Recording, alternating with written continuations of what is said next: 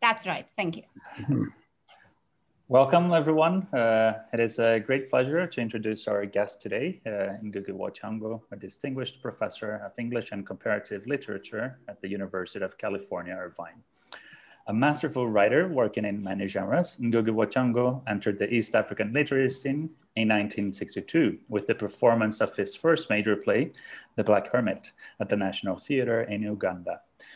In 1977, he was imprisoned after his most controversial work, I Will Marry When I Want, produced in Nairobi, sharply criticized the injustices of Kenyan society and unequivocally championed the causes of ordinary citizens.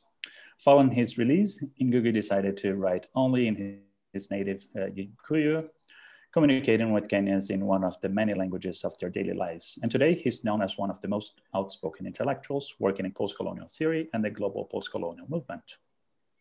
Thank you for accepting the invitation to join our forum today, Professor Ngugi. And thank you. It's a pleasure to have you here with us. And Sinfra Makani will now initiate the conversation. Okay, I would like to welcome all of you from wherever you are in the world. I'm going to get engaged in a conversation with Professor Ngugi, in which I will pose a couple of questions. After that conversation, we will open up the discussion to everybody. I want to begin with a Swahili proverb, which he cites in his book, Global Lectics. That is, on the celebration of his 70th birthday at Judith Irvine, he says this, Professor Thiong'o writes, Ni membagwa chimumvi nyingi, which means I've eaten a lot of salt. And he then proceeds to say, it means I've learned the right to look back and tell tales of the past. Now, my first question to you, Professor Ngugi, what are the two key stories of the past that you would like to share with the audience, which you think define your career? Yeah, by the way, this is what we say, not only in Kiswahili, but also in the language community I come from, Gikuyu. People, we talk of age as the right to tell stories, yeah, and little wisdoms, yeah. But I don't have much wisdom to tell, but we can share, some things. When I look back,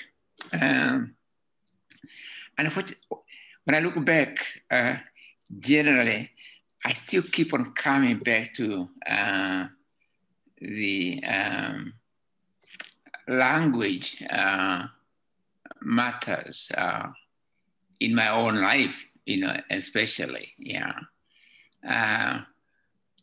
And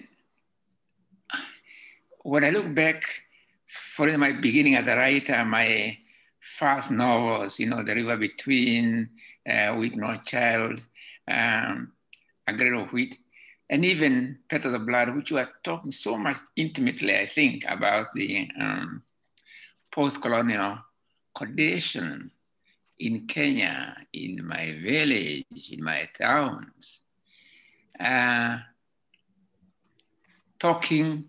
Often talking about people who lost their lives fighting for our independence, right? And yet, the thing that puzzles me when I look back is how I could have accepted in my mind so easily that talking about the exploits of, say, freedom fighters in Kenya who obviously spoke African languages, who organized in African languages, how I could take their story and package it in a language they did not actually use, right? Yeah. So they were using one language to organize, or several languages for that matter to organize. But of all the many African languages in Kenya, I chose to package that struggle, if you like, that vision of tomorrow. I chose to do it in English, which was the language or the very system, settler system, against which we were fighting. Yeah.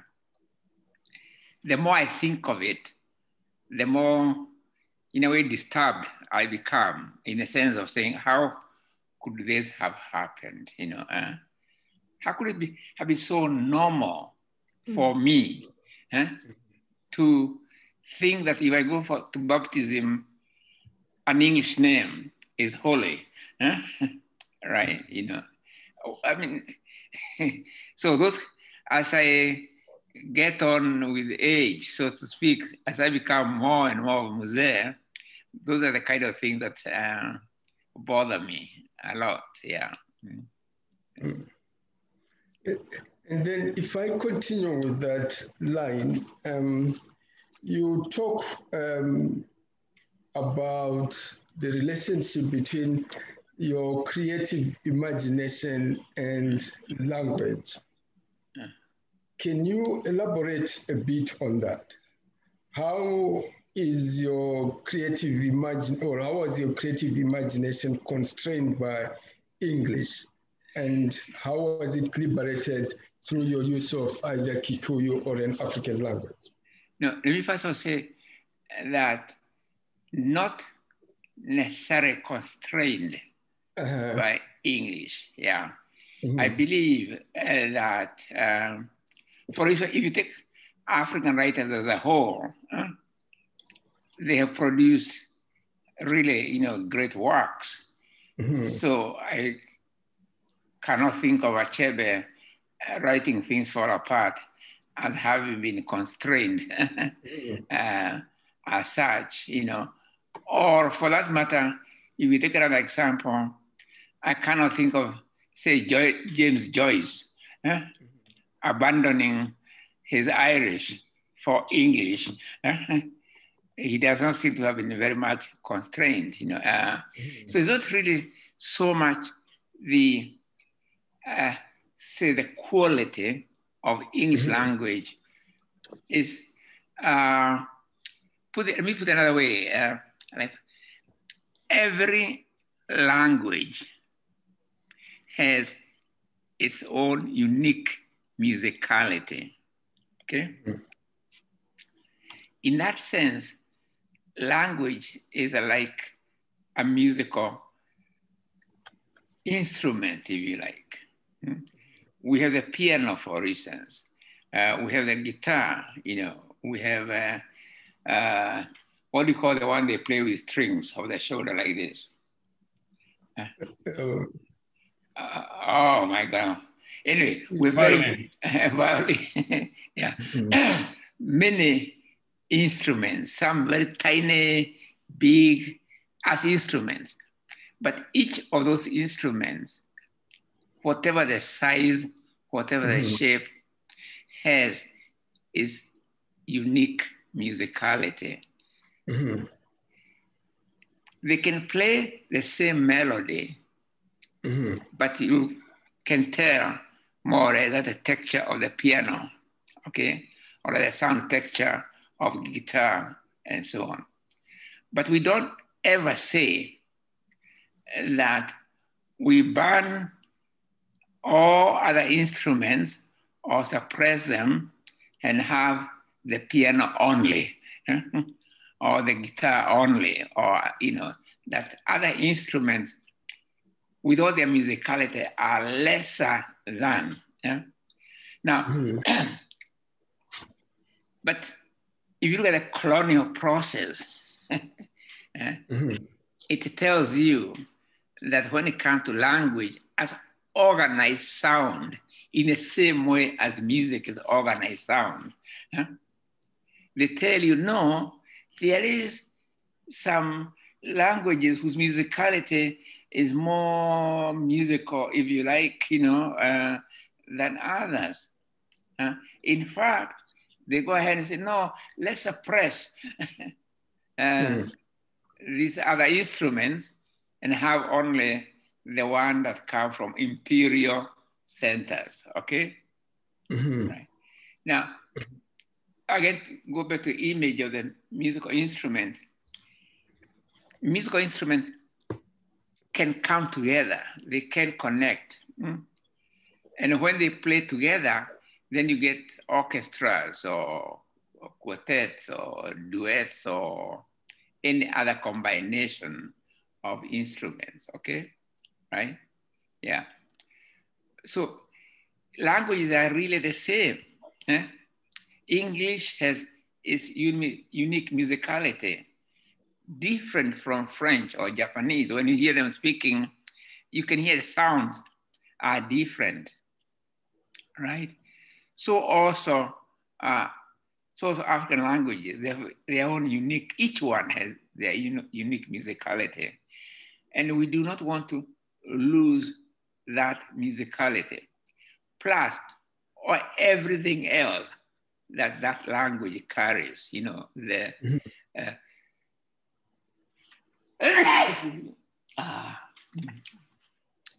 knowledge systems, the memories the languages carry, you know, the science, if you like, that the languages carry. Why do we want to lose that, you know? Why do we want to say that only English can carry all the memories, can carry all the sciences, or things like that, you know? Every language is the best. Every language has a knowledge system that arises from its environment in which that language developed, you know. Even vocabulary and knowledge about the ecosystem in the area, every language has that, you know, because if you grow around some plants, you know more about them than somebody who is far from those who grew up sort of witnessing other types of plants and so on, okay?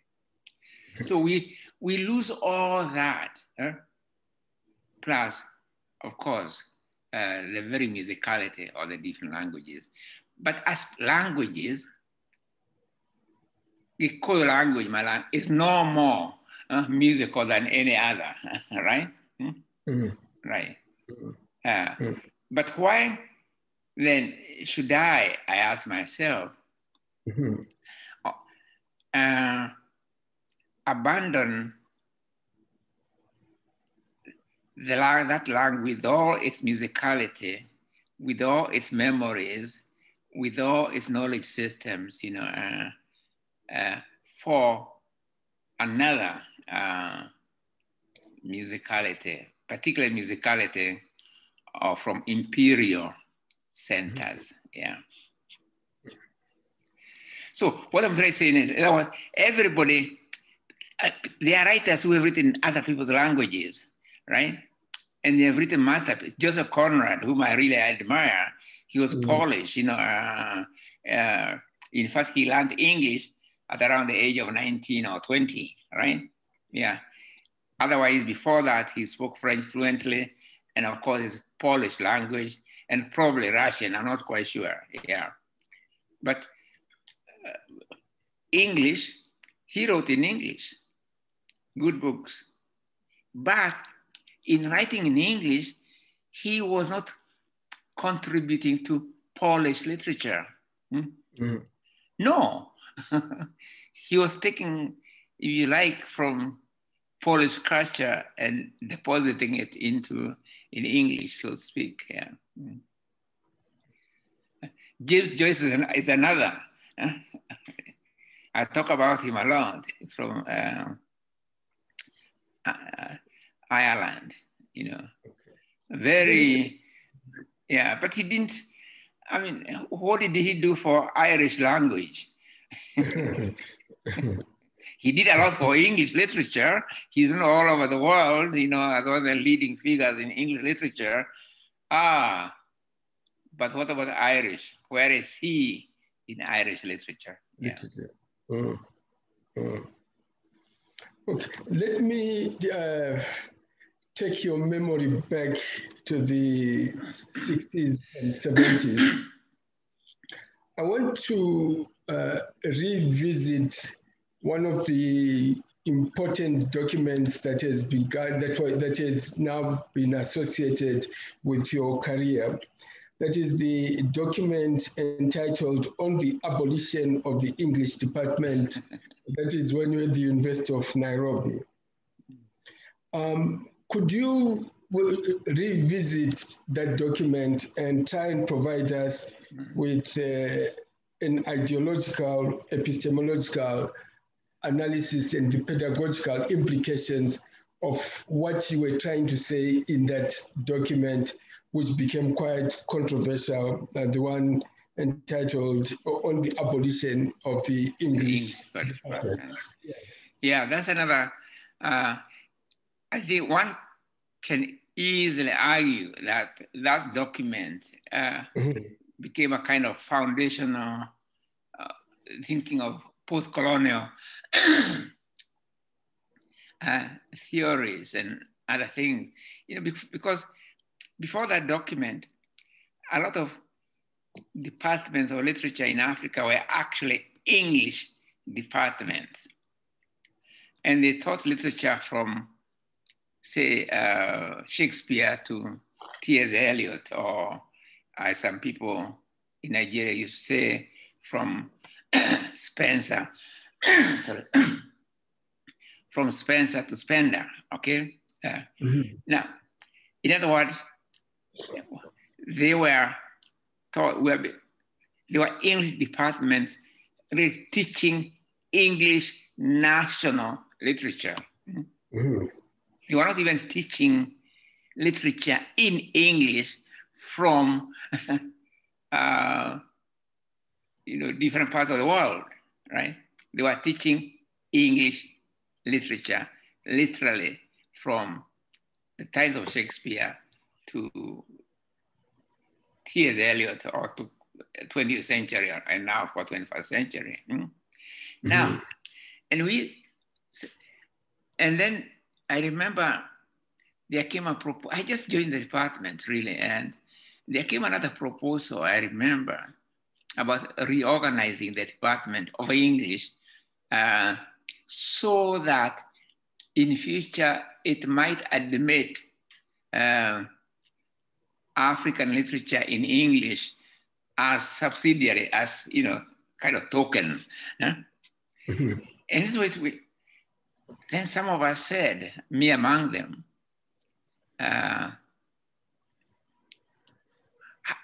we are in Africa, right? Shouldn't literature really start with what is produced in Africa, what is produced in Africa-related societies like the Caribbean writers, African-American writers, related to Asian and Latin American literatures, because they are products of, in a way, the same colonial, anti-colonial structures and so on. And then, then from there, then you can study English or French or Russian literature or any other literatures available through English as a common language or whatever. That was the kind of thinking we had then when we produced the department. When we were three of us, actually, I remember, Taban Loliong, Anyumba, and myself. And it was, I'll never forget that, because it gave rise to, first, a lot of thinking, rethinking the English departments in many parts of Africa and Caribbean, the order of study. One thing we were very clear about, and so it was often, what we were very clear about, we were not, and I like repeating it, we were not calling for the abolition of English literature. Right? we are talking about the organization of what, for Africa, what should be the center? Just as in Europe, what should be the center, right? In America, what should be the center? In Asia, what should be the center, right? So we are really actually raising fairly fundamental questions. Now I'm looking back about the cognitive process, right? You know, the system, how do we acquire knowledge? How do we come to know, right? And the colonial system tended to always argue that to know anything, you must go to Europe first. Yeah.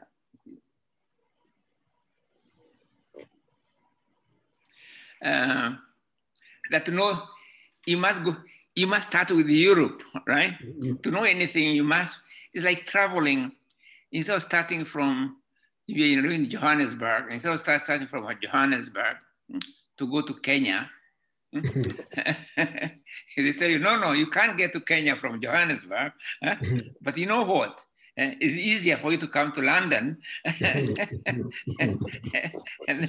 then connect to wherever you want to go, right?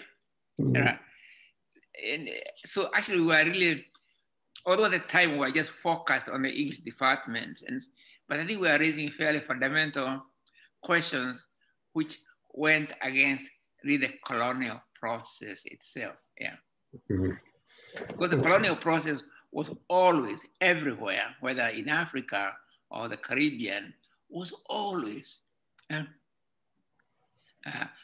assumed that the imperial centers were the centers of the world. Their knowledge system was the center of all knowledges and so on.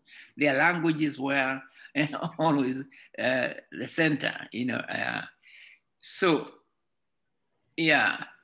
now looking back, I realize we are raising fairly fundamental questions about the knowledge systems, In one of your recent articles, you say that what imperialism has done is that it has also it has made us blind to seeing the connections, let's say, between Africa, let's say, between Kenya and Asia, because the tendency has been to look at the relationship between, let's say, Kenya and the UK. Yeah. Two questions here.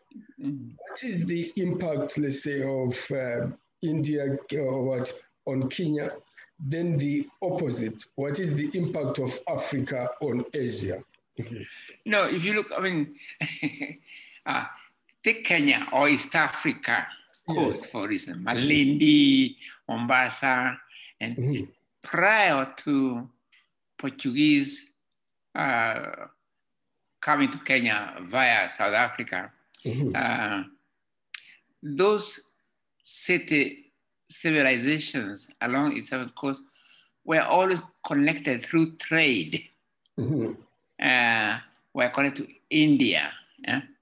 In fact, when Vasco da Gama came to arrive in Kenya, the pilot, I think, who showed him the way to across the Indian Ocean, so to speak, was, I think, of Indian origins, okay?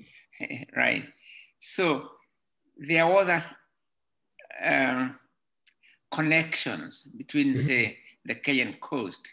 In fact, you can talk about the Indian Ocean kind of civilizations, because obviously in those days, the waterways were easier. They were better at connecting places, right? Because of means of transport.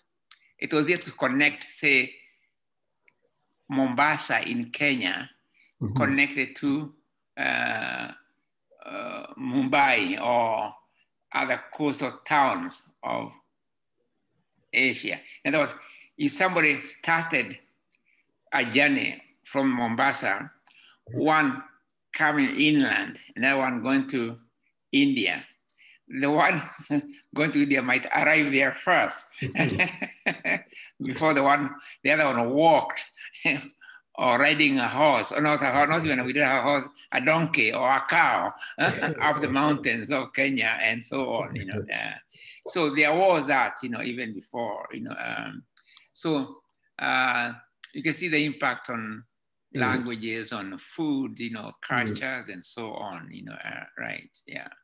So there was even trade, I think, between Kenya, or rather Kenyan coast, and China, for reasons. So there's a way in which the Indian Ocean brought all those city-states together, or the other connections were there, right? But after, in terms after the arrival of the Portuguese and then the British colonial settlers and so on, there were many Indian people who were then brought to Kenya, right, as what they call indentured laborers or whatever. You know, there are Indians who were taken from India to East Africa, to the Caribbean, and so on. So even that makes the connections. But the most important connection is the fact that they were all struggling against one or two imperial centers.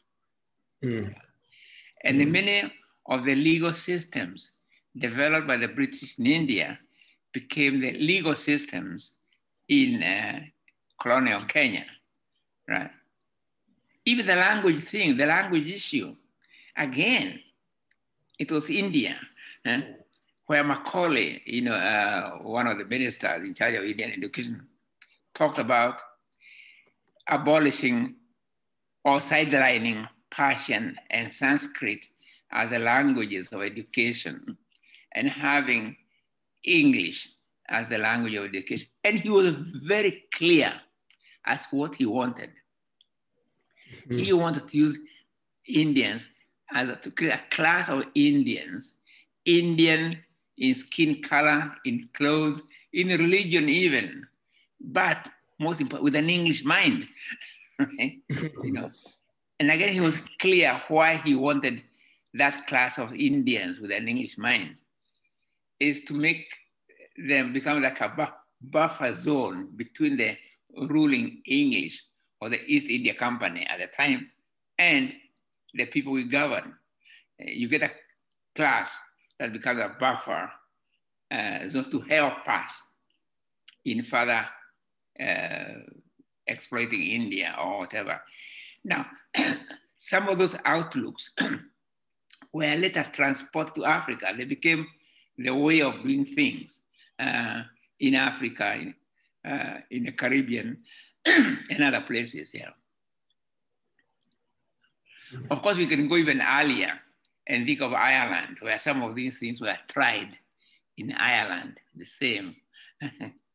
Yeah, patterns from Ireland to India, India to Africa, patterns of imperial colonial systems, you know, being tried first in Ireland by the English, then on to India, then, you know, more refinements into Africa and other places here. So there's a lot of connections, you know. Yeah. And by the way, the impact are also there. You know, food cultures in the Caribbean and Africa.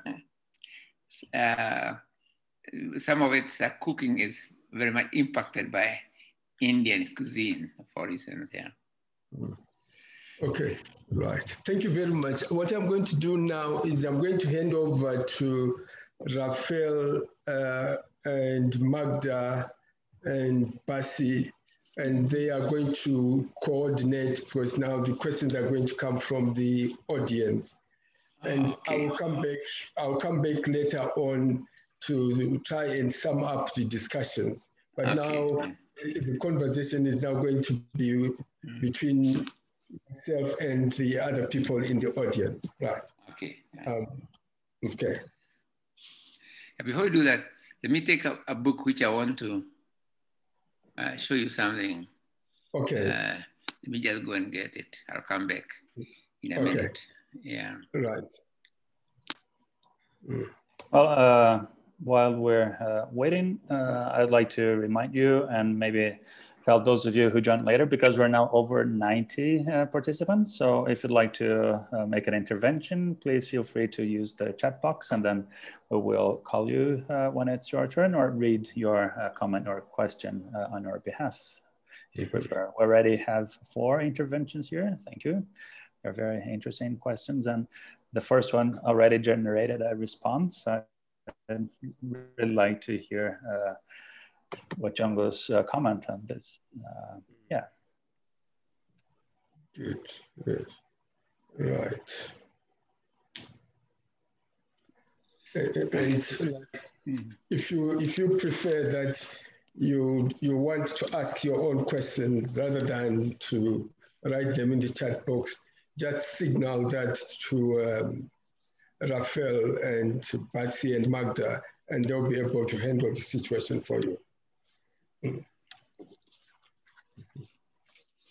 Yeah, let me, can I just say something? Of course. Yeah. Hello, can you hear me? Yes, we can. Yeah, I just want to say almost like, but my latest book is called, in English translation, it's called The Perfect Nine. But it came out in Kenya about 2 years ago as Kedamo Yoru in Gikuyu language. This is the English translation of The Perfect Nine. You know? And the reason I mention it because first, of course, I wrote it in Gikuyu language. But most important for me is talk about the myth of origins of Gikuyu people. Of course, in my own interpretation of that myth of origins, okay? Yeah. It means, therefore, that I'm writing in Gikuyu about the origins of Gikuyu people in Gikuyu language, right? You know, in fact, in this book, there's no, except by implication, there's no colonial. You know, so I'm going back before the colonial. I'm connecting myself through Gikuyu language to my origin, so to speak, right? Would it have been terrible if I had written about the Gikuyu people, me talking about the founding father and mother of Gikuyu people, writing it in English. But in English translation, that's okay. Because languages can connect, and they do connect through translation. And there's nothing, absolutely nothing wrong with that, right? We can, in fact, I talk about liberating Shakespeare from English prison. And we can liberate many other writers from their prison house of their languages, of their language nationalists, okay? Let him be free. So, yeah, but I'm very proud to at long last have connected or drawn from my origins and wrote about it in Gikuyu language. And the book has been out for the last 2 years in Kenya, in Gikuyu language. The English translation comes out, say, I mean, 2 years later, right? And that's the order that you prefer. Yeah, I prefer, you know, that from African languages to English to French and so on. But even more important, from African language to other African languages and Asian languages, right? We can open a new world altogether where the languages can talk to each other very freely through translations and other things. Yeah. And you are convinced that the world is a better place when it learns from Africa than when we learn from English. No, we can learn. No, we learn from each other. That's the whole point. It's from where? From where do we start? Where do we start? What's my base? Yeah, that's the key. It's not the connection. The connection is important. We have a lot to learn from English writers, from French writers, from Zulu writers, from, Indian writers, Chinese writers, and so on, And hopefully they also have a lot to learn from African language writers and so on, It's the connection. It's the connection. From where does knowledge start? If you like to think about it, I don't give a lecture here, but if you want to think language, knowledge, which comes from to know, starts from our own bodies. From my hand, you look at a child growing up, they know about their own body, but also the mother's body. They know about the bodies closest to them, right? Then they go on adding that to other experiences and so on. And the previous experience enables them to appreciate the difference between what they knew and what they are adding to what they knew. That kind of thing, So normal cognitive process. Remember the normal, what we do normally. What we do normally is from wherever you are to other places. And then you learn from that. You keep on, the more you know about that places, now the more it helps to know more of where you come from. So I want to make it very clear that English language, French language have also a lot of treasuries of beauty and other things. But equally so has also Indian languages, equally so African languages, equally so, Native American languages, right? It's the colonial process, which is a negation of normality. So modern world is built on this structure of abnormality, which has been normalized as is normalized abnormality, so to speak, right? And become the foundation of what they call modern societies. Right? Okay. Let me just quote you, then I hand over again to my colleague. In one of these books that I've just read, I think it is Something Torn and New, you say that languages, cultures, and literatures constitute a network. This is similar to the argument you're making here. Akin but not identical to Deleuze and Guattari's rhizome. The key thing there, the key word there, I think, is what we're calling here the network, which captures this complex relationship between cultures, languages, and network. Yeah, good. Okay. Yeah, in that book, for instance, I was also talking about memory, in a way. If you look at what happens, then I talk about the naming system as a system of planting memories, And I sometimes give one example because it's very clear. New York, for instance, called New York. But before New York, it was actually occupied by the Dutch people. And it was called New Amsterdam. When the English took over, they called it, no, it's not New Amsterdam, it's New York. But before New York and Amsterdam, there was other names which were used by the native people to that area, right? So the new naming plants a new memory on the place which had its own memories. So what happens to the memories previously connoted by the names given to that area we call New York by the native people who lived there, right? So it becomes a kind of replacement of one memory, or I like to think of barrio of one memory by an imperial memory, or occupational memory, right? Good. So all those memories of place, their history are buried, and you bring another memory which becomes like a starting memory of that place. And it's not true. Good. Raphael. Look at it. They came to Bombay, they came to Mumbai and called it Bombay. And when I go to Bombay, it become normalized until the Indians said, no, it's a name, Mumbai, not Bombay, right? Another name as well, yeah. Good, right. Okay, Raphael, do you want to take over?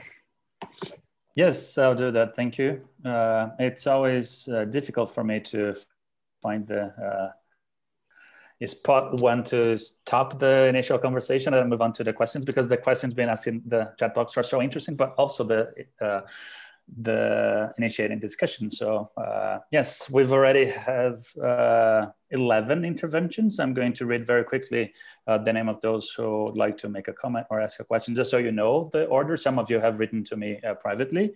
So we start with actually someone whose name I don't know. It seems it's an institutional screen name. And then we move on to Busi, and then Onyeri, who actually responds to the first person. Rosemary Jelly, and then Batid Lamini, Huzaifa Malik, Lee Mario, John Joseph, Robin Sabino, Olusegun Sutton, and Desmond Odugu. Okay, so I'll start with the first one then, which is a question, and then the third one was a response to this question. So I was wondering, Thiong'o, if you could perhaps make a comment on this discussion that's taking place in the chat box. And the question, or the first intervention starts like this. I support 30% of identity preservation of ethnic groups in a nation, but 70% allegiance to the national identity. Cultural identities of ethnic groups compete for sovereignty. They threaten national existence. How can we retain both without suppressing, sacrificing one or the other? And then Onyeri responded to this question in the following way. How does one measure or define 30% of identity preservation of ethnic groups and 70% of allegiance to the nationality identity? How can we retain both without suppressing, sacrificing one or other, you ask? Well, the 30-70% division does exactly that, sacrifice, suppress one in favor of the other. So could you please comment on this discussion in the chat? I think it was an American writer who what's his name? Who said, "I contain multitudes." Do you know the writer? I think I know him, but I got my title of my book, Whitman. Huh? Whitman. Yes, yeah. He said, "I contain multitudes." Right? In other words, who can say that even those of us who are on a screen can say they are just one identity? Yeah. Like now, I live in California. If I was taken up an American citizenship, I would say I'm Californian. I live in California, right? Yeah. But I'm also Kenyan. I think of myself as a global citizen. Wherever I go, I feel I belong, more or less, So we have many things. There's not, I think of myself as Kenyan, for instance. But who is Kenyan? Kenyan is the people in that country. It's the people who have got languages. They have got knowledge systems, right? Kenyan is not an abstract thing, being. Yeah? A Kenyan is at the same time a person who speaks Kikuyu, a person who speaks Luo, a person who speaks Kiswahili, yeah? Even Gujarati, because we now got many Kenyans of Indian origins and so on, and also some who speak, English and so on. So we're not just one thing, yeah. But there has been this, what shall I call it? First of all, let's just talk about how we use language to,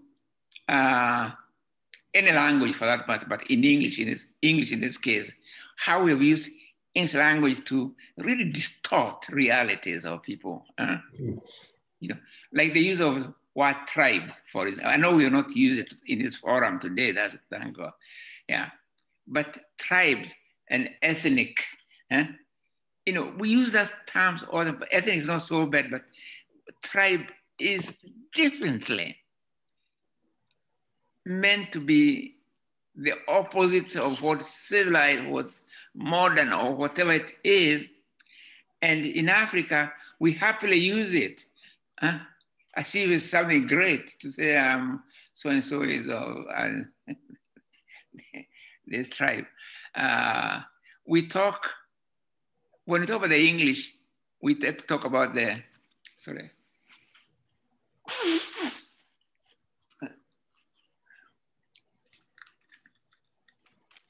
When you talk about the English, we tend to make a distinction between the English or the English people, the French or the French people.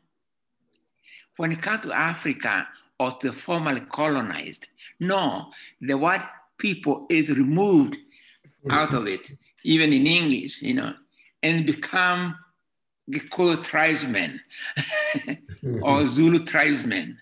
Okay, you get the prime minister of a country, and they not only say that he's president, but when they mention that he's a tribesman.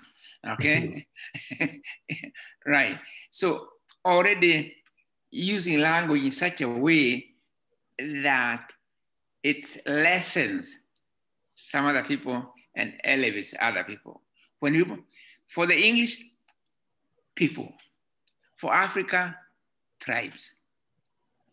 Iceland is only 200, there are 300,000 people. But we don't talk about Icelandic tribesmen, right? Denmark is I think 4 million people. But Yoruba of Nigeria are 40 million people. How come that the Danish are somehow a nation or whatever terms we use, and 40 million Yoruba are somehow tribes and tribesmen, right? So, you see, the naming itself begins to condition people to look at that community in a certain way. And when the people of that community also use the term in relation to themselves, they're using a colonial outlook on themselves to define themselves. You know, we deny the colonized the notion of people, right? In English, at least, yeah. They are not people, they are tribesmen. And African, as well, they look at African, come to adopt that as the way of defining themselves, right? Oh, I'm a Zulu tribesman, right? Or I'm a Zulu by tribe. Or I am Kyuk by, I don't know, it's so irritating.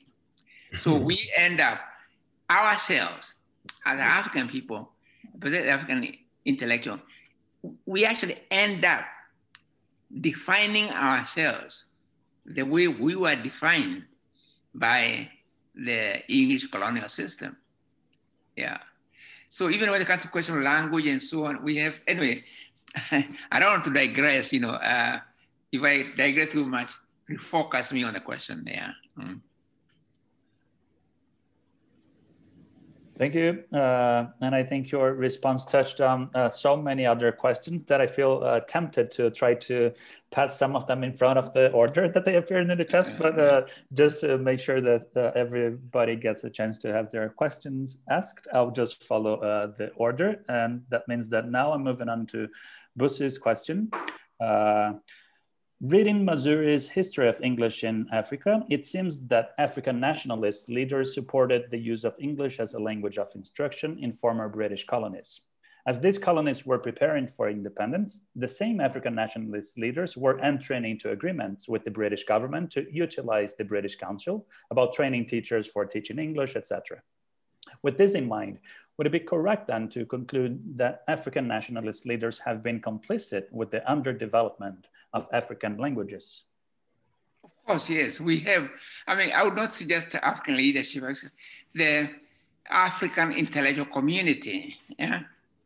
So I don't take myself out of that anomalous, situation. Yeah, I remember the conference we had. I talk about it in Decoloniality in the Mind, that the new African writers of the post-colonial era met in Makerere in 1962 under the title African Writers of English Expression, and there was not a single invitation to any African writer who were then writing in African languages.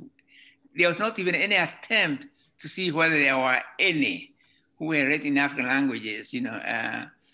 No, it was assumed African writers were writers in English. And this was a conference of African writers on the African continent. And the reason I mention it, because I was part of it. I was a participant in that grand deception, right? Yeah, we could have paid a little homage even to African languages, one way or another, by inviting, I don't know how many, a few participants who are then writing in African languages, yeah. So it's not only African governments, it's the entire intellectual community, but governments do matter because they create policies. And it's true that after independence, we in Kenya, we in Africa, opted to continue with the imperial language at the center of our being. But I'm not saying we should have abolished the imperial languages, but making them the center of our being. Let me give you the example of Kenya. Up to 1952 in Kenya, thriving newspapers in African languages.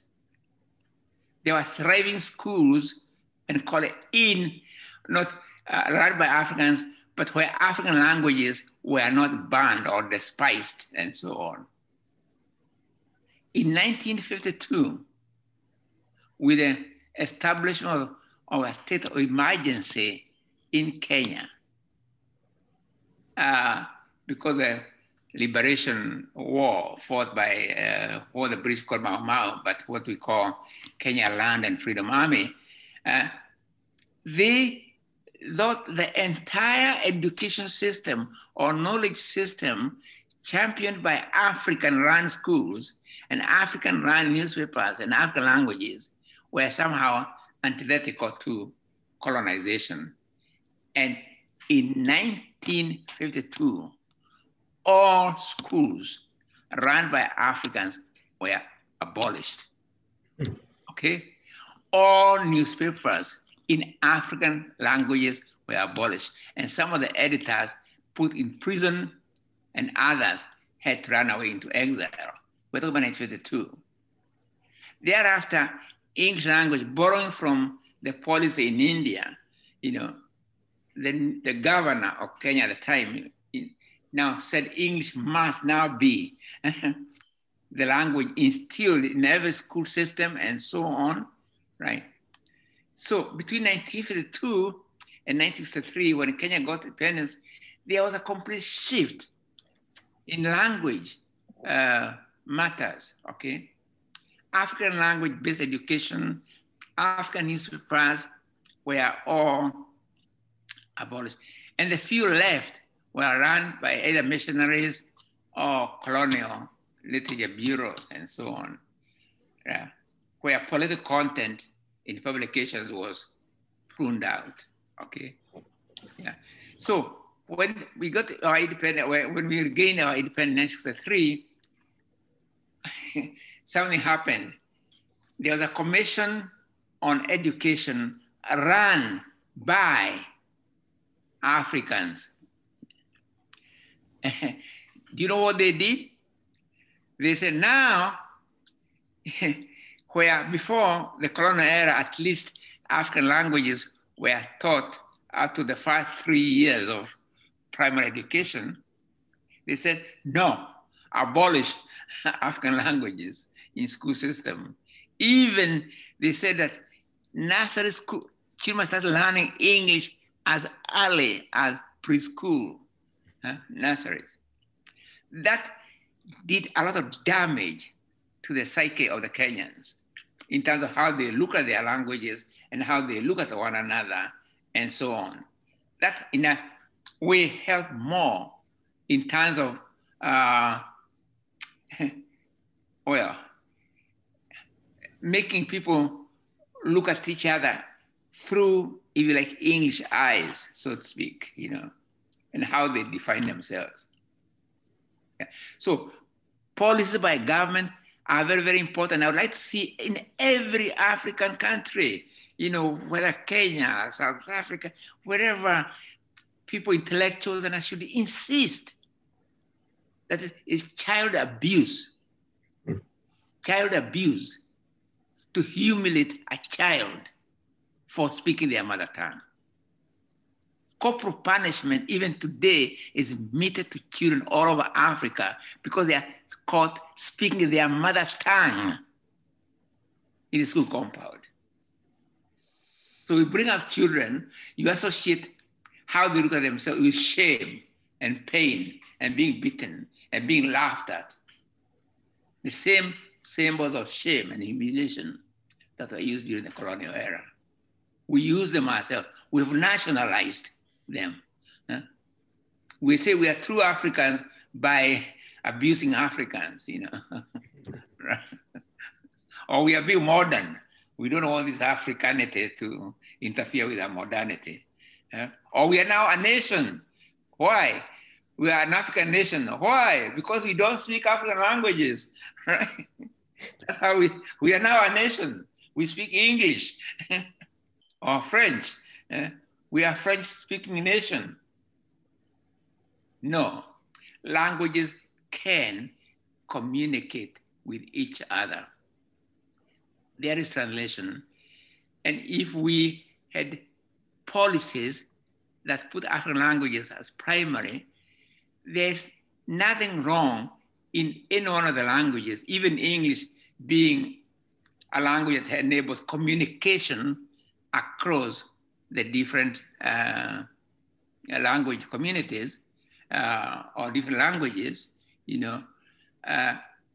So there are things that can be done, you know, differently. And it has to come from government and from pressure from intellectuals. Otherwise now there's an economy, there's politics built on rejection of African languages. Globality has come to mean some vague thing like people who speak English or French or Imperial. That's the global community. That's sorry. I find it so sometimes why it's not so tragic. It can be laughable, right? That's why, for instance, coming to this book, it's now available in English, but it's already available in Ikoro language. Being in Ikoro does not prevent it from being available in English, right? Okay, but it could be available also in French, in Kiswahili, in fact, there's a Kiswahili translation going on. It could be available in many African languages, and that'd be a good thing, not a bad thing. And I'm not just talking about this book alone, I'm talking about books written by, say, in Yoruba, being available in Zulu or Gikuyu or Luo or Luganda, and so on. But government policies have to change. You know, we don't want an education system that creates a class of Africans in skin color, but with imperial, well, with a kind of colonial system in their minds and so on. I've been challenging African, in Kenya, for instance, we have got Kiswahili. It's an African language, okay? It's spoken across Kenya by many people, even beyond Kenya, in Tanzania, East Africa, Congo, and so on. How have you ever seen or heard an African leader from East Africa addressing international community in Kiswahili, which is spoken by people in those countries, or even addressing national audience on important national days in Kiswahili? And it's available, it's an African language, right? Macron goes to the United Nations. He does not speak in Dutch or English. He speaks in French, and he's translated, right? In South Africa, we have Kiswahili. We can't say we don't have an African language that's spoken across the many peoples of Kenya and East Africa. We see this reflected in a prime minister or president on a national day and speak to Kenyan people or East African people in Kiswahili, for instance. And then getting the speech translated into English for the powers of diplomats and so on. But now, even if there's one diplomat, when he's addressing thousands of people, he rather speak in English for the benefit of that one diplomat who is sitting there than speak to the entire nation in a language that's generally well known or understood in the whole community. Why? That's a question which I think we should ask. And not only the leadership, but also, I think, African intellectuals. Look, you look at history, intellectuals were always some of the first to break through in terms of Dante is a good example, Tuscan. You know, everyone was writing in Latin at the time. Dante says he's going to try in Tuscan, okay? And some people are telling him, Dante, if you write in your language, you'll be lost to immortality, yeah, right? I mean, there are, and there's a poet who wrote to him, and Dante replied in another poem, but in perfect Latin, saying, no, he compared his language to not a goat, but a sheep or whatever that has, what do you call it? It's what we say, matiti, which is full of, is udders, is full of milk. And he said, no, okay, you guys continue Latin, but me, I'll continue milking this very ewe, which is full of milk and so on. You guys continue Latin. But among those who are writing that, at that time, those who are telling him that he will be lost to immortality, is Dante, who is very much alive. He's Dante who was copied by, I mean, anyway, Dante is very much alive today, right? But in those days, he was the one who was being looked as being, oh, poor Dante, right? He will not be remembered. He's lost to Latin. The English, by the way, sorry. The English, you know, that he's murdered the first English person to translate the Bible into English from Latin. They killed him. I don't know why they killed him because of the language issue, but it's very interesting that they would end up by murdering the first translator of the Bible into English, because even they then thought English was a barbaric language, right, at the time. But when they start becoming a sense of a nation and imperializing and so on, that's when English begins to become, this great language, which it is. Just like German is a great language, just like French, just like Koyo, just like Kiswahili, just like Zulu. Yeah. Mm-hmm. Thanks for another very comprehensive response. Some of my colleagues have already said, well, I had a question, but it's already been answered. Sorry, I should no, it's great. We still have actually more than 10 interventions and only 20 minutes left before we start our after party. So maybe the discussion will be moved onto the after party, we'll see. The next one is from Rosemary Jolie.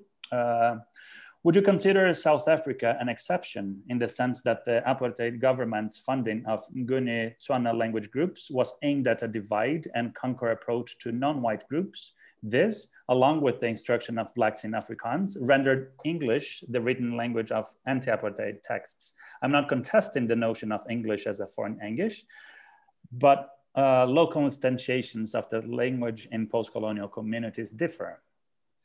No, let me first. South Africa was a very interesting case where, language policy is very, very interesting, even within Kenya. There was a time, in fact, when the white settlers in Kenya didn't want Africans to learn English because they thought it was some, I don't know, status. So it's a bit more complex in the reality. And South Africa is a case where is a case in point where the Afrikaner governments especially retained African languages, but so as to control the content in those languages, right? Yes. Yeah. So the content becomes, so Africans fought for English. Said, no, we won't be access to to many other things, which are available in English and so on. But the African wasn't to Africans not to have access to English, but to African languages only, and then control the content, the books published in those languages and so on. And radio in particular, Ngugi. Radio as well, okay, yeah. So, but you can see the same thing if the content was progressive, like the songs, sung by African masses in South Africa. You remember when, oh my God, when you heard in Johannesburg or other places, when they were singing, oh my God. In Africa, you felt the earth tremble, okay? So it's how you use some of these languages, not, but the irony then is that African languages, but this irony, not intended by the Afrikaner government, African languages in South Africa are fairly, I don't live there, so I don't know, I'm fairly thriving, or they are there, and I like the current South African policy of 9, they recognize the other African languages in South Africa, right? That's very important. Without necessarily also saying that English does not matter. But note, what about differential in resource allocation?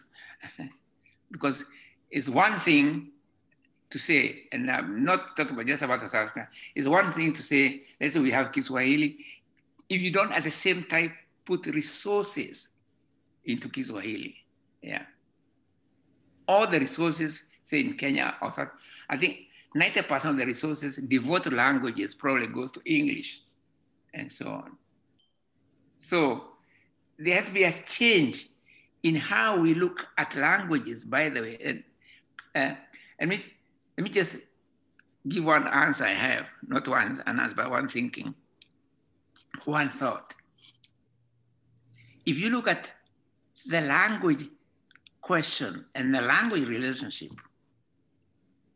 at present, it assumes that languages can only relate in terms of hierarchy, right?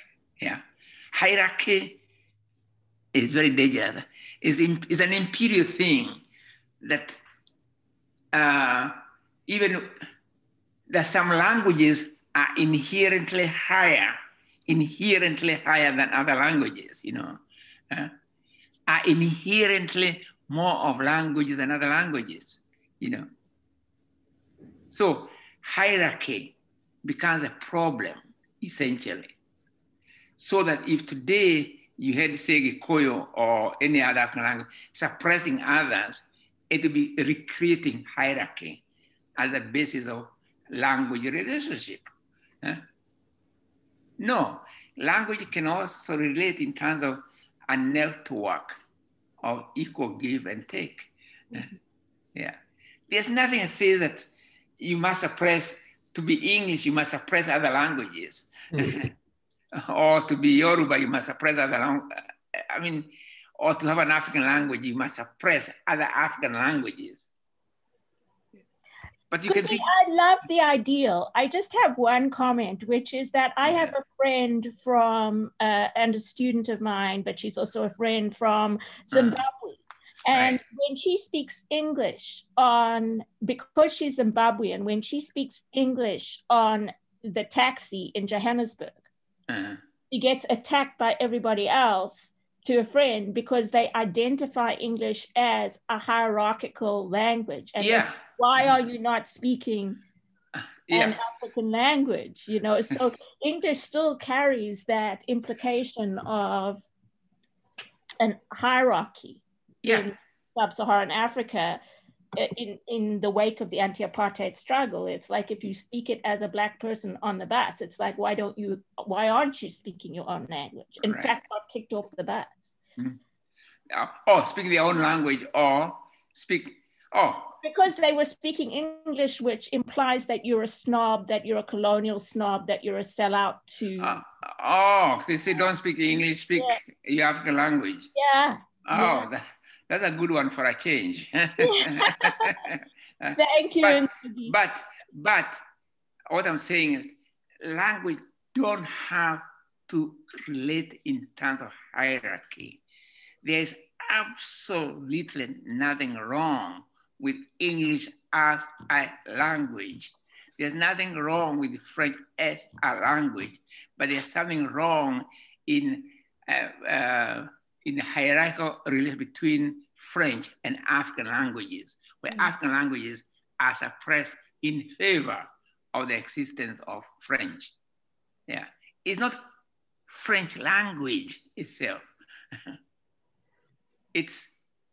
It'll be put as hierarchically higher than all the other African other languages. And of course, like France, they've realized the economic value of having a French language community. You know, if you want to negotiate, you know, armaments and so on, you might find it easier to go to a country whose language, when you talk, you seem to understand each other.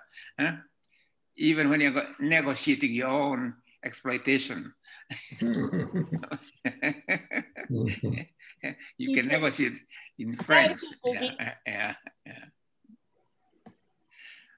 Now, I want to repeat, all languages have their unique musicality. That's the key. English, French, Mandarin, Gujarati, Hindi, Gikuyu, Zulu, and Native American languages. But if they relate in terms of hierarchy, if I say Kiswahili should be the national language in Kenya or East Africa, or Pan-African language I believe in, but if you say that we must therefore suppress Yoruba and Igbo and Zulu, you know, then I say no. We shall end up with the same problem, right? But we can find a way of languages being able to, you can have a language helps in communication across the different language communities, while also respecting and giving resources to community languages and so on. It's not a contradiction. And in real life, we do this all the time. I know I talk about Russian literature. You know, I'm quoting Tolstoy all the time and Dostoevsky and so on. But I never read them in Russian. I access them through translation. I'm quite happy, but if I want to become a specialist in Russian literature, then I would have to go and learn Russian, right? But for purpose of ordinary knowledge of Russian literature and so on, I'm quite happy that I can access it in English. You know, I'll be happier. I could as easily access it in Swahili if there were translation into Kiswahili or into Gikuyu and so on. Yeah. So, languages. We mustn't confuse languages with hierarchy. Hierarchy is an exploitative, as an abnormal system, and we are normalizing abnormality, right? To know today, let me give you an example. Today, if an English person wants to go and study French to become a French teacher, he or she is not required to first of all give up English in order to acquire French. But in all colonial systems or post-colonial systems, to become national or whatever it is, to know English, and you must be humiliated in connection with your own languages. You must be, in Kenya today, or most Africa, African children are still beaten, punished for speaking their mother tongue in school compound. Why would anybody in their senses, so to speak, humiliate a child for speaking their mother tongue? It doesn't make sense, but we do this, but it continues the colonial system. Native American kids were beaten, thrashed when they spoke Native American language in the school here in America. Maori people were thrashed in the same way, beaten until the blood came out of their butts, right? No. Australia, the same thing. It was a system. It is nothing, I like to express this, it has nothing to do with languages. It's everything to do with the power or unequal power between the imperializing culture and the marginalized cultures, okay? Nothing to do with the languages. It's a question of power. And we continue humiliating African children or parents being so, actually some parents even punishing their children because they are speaking their mother tongue in their presence instead of speaking a language they don't understand, right? And they're very proud that, yes, kids are now speaking English, although we don't understand it and so on, but it's very wonderful, our kids has arrived, right? This continues in Africa even today. Yeah. The other day I accepted an international award from Catalonia in Spain, and I spoke in Gikuyu language. And there were subtitles. It was televised in Catalonia. So there were subtitles in Catalonia, I believe. And it was freely available in English. But some Kenyans, intellectuals, were thought, not many, but they thought it was very shameful. Yeah, it's an embarrassment to the country. Now, if I had spoken Japanese, they would have said, oh my God, this guy, he knows languages, he can even speak Japanese or French. It's a mental mixed up. We are mixed up, you know, and only intellectuals can lead the way. Dante is a good example. There are many others who are good examples of what they were able to do for their languages. Yeah. Yeah. Okay, we're approaching the end of our session, but before that, to try and make the most of the very insightful comments and questions that have been popping up in the chat box, I'll try to bundle the 3 last comments questions to end the session. So a quick comment from Hosea Malik, who says that the statements you made about instrumentality of different languages is very well agreed with Gloria Anzaldua's Borderlands La Frontera, who uses the Chicano and English languages in her text. And then 2 more interventions, one question from John Joseph and one question from Lee Mario. The question from John Joseph is, I've always wondered whether other Gikuyu speakers consider Professor Ngugi wa Thiong'o's Gikuyu to be, how to put it, affected by his other languages. Does he feel that he can really connect with how he spoke before learning English? And the final question then to Lee Mario, who'd like to ask the question himself. Yes, Professor Ngugi, it's a pleasure to listen to you. You mentioned already the damage to the African psyche and knowledge system. I think when our focus goes on to language, we tend to forget other aspects which are related to language, which are equally prejudicial to our psyches. And here I'm talking about one of the effects of colonization, which was literacy. So what literacy has done is that it has led to an almost complete devaluation of the oral tradition. So now what we see, and when I say oral tradition, I'm not just talking about knowledge which is not written. I'm talking about different onto-epistemologies, different knowledge systems, looking at different beings who are capable of being knowledge producers. Now, when we simply think that we can translate from our knowledges of our native languages into English, what we have seen in colonization is this has been left out. It's either called tribal, right? Or it's all of these traditional knowledges which are very much in the oral tradition because they have a whole system of who are guardians of these knowledges and who is capable of repeating and producing them, which runs parallel to the literate tradition. All of this is very much jeopardized. I'd like to know what your thoughts are on this. First of all, historically, in Kenya, when we came up with the idea of, with the policy of abolishing the English department and having Africa at the center, oral literature, or what we now call orature, was actually introduced into the department. And because we are cognizant of that very fact, that before there was written, there was oral, right? And the written essentially tries to imitate, if you like, the spoken. The spoken,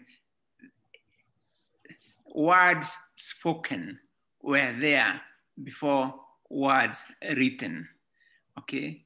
Yeah, so orature generally as a whole system of knowledge production in African language is very, very, very important. Or for that matter, any language whatsoever. It's not just African languages when it comes to orature. We can think of English orature or Native American oratures and Maori oratures and so on. Very, very, very important, But in the case of Africa, of course, orature is very, very much alive, And take this way, a language that develops in a particular area, no matter to the extent that people grow food and they have to look at the weather and the rain system and other things, they have obviously developed a vocabulary for those systems.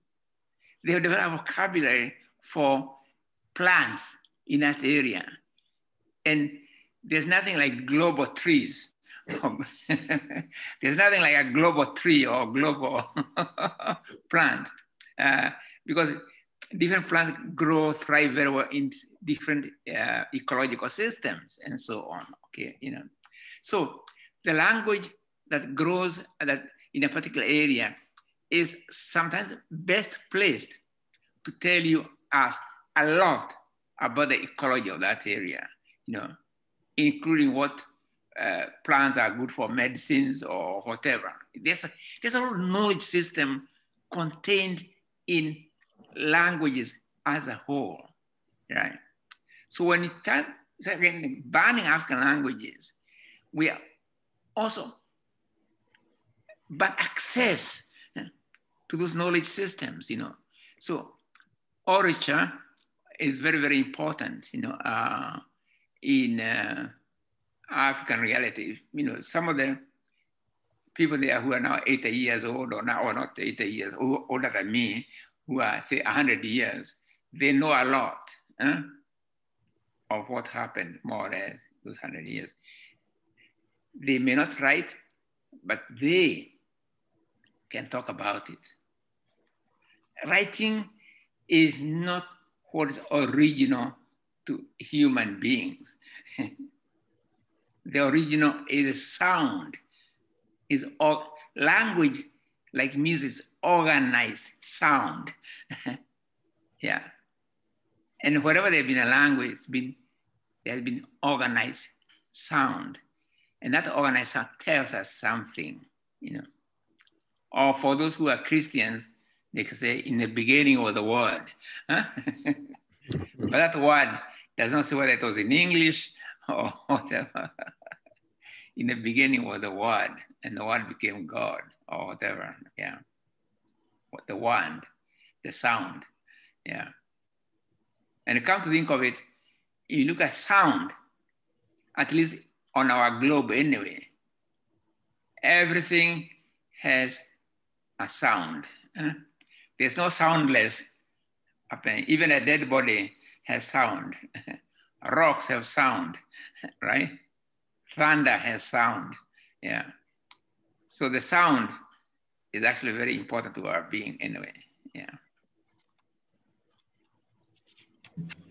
Thank you. I think, like I said, we've reached the end of the session, and I would like to ask Makoni if you'd like to make the final comments before we move on to the much awaited after party. Okay. Well, thank you very much to Professor Ngugi Thiong'o and to everybody. I thought the way to sum up this discussion is by citing a couple of lines from some of your own work, which I think neatly capture the essence of what we are talking about here. Let me start off with a quotation that I think provides a powerful argument for the rationale for decolonization of scholarship. And you write, there is no region, no culture, no nation today that has not been affected by colonialism and its aftermath. Indeed, modernity can be considered a product of colonialism. This book speaks to the decolonization of modernity. Then in the same book, you proceed to say, which I think is very interesting, where you are talking about the role of the African intellectuals in decolonization. And you ask this rhetorical question: how does one begin to explain this negative attitude of the African bourgeois towards the languages of their own cultures? The challenge, you then proceed to say, to the intelligentsia is as it should be. There can be no renaissance. No renaissance can come out of state legislation and admonitions. In other words, if you are going to have any form of African renaissance, then there has to be some form of writing in African languages. The other issue that then is important for us to bear in mind is that in this discussion, it became quite clear that any decolonization will have to include, to some extent, the intellectuals rethinking their role, the role of the state, some emphasis and premium on language policies. And then we have to challenge the tendencies towards a hierarchicization of languages and to try and shift towards establishing something like a network and interconnections between languages. And then you make, I think, a very powerful argument that the writing in African languages, for example, goes way back even to the work published in Timbuktu, in Ethiopia, etc. So the tradition of writing in African languages is not a new one at all. So it's quite surprising when you've got a lot of academic resistance to that tendency, because there's a long tradition, like you effectively point out, of people writing in African languages. Even Egypt, don't forget, yes. Egypt was an African country. Yes. Yeah. Yes. Okay, so now we get to what we call in an after party. It's not sort of moderated. You may have a question that you want to ask, let's say John Joseph, or you may want to have a question you want to ask Lynn Mario and all that. And Ngugi may join in when he wants to. So it's much more informal. Right. Okay, that's great. Thank you. Thank you very much. Okay. Okay, thank you very much for inviting me to this forum. Very interesting. Yeah. Yeah. Okay. Let's clap for to Professor Ngugi wa Thiong'o. Right. I do the same to you guys. Yeah. Okay. Yeah. All right. Yes. Any questions?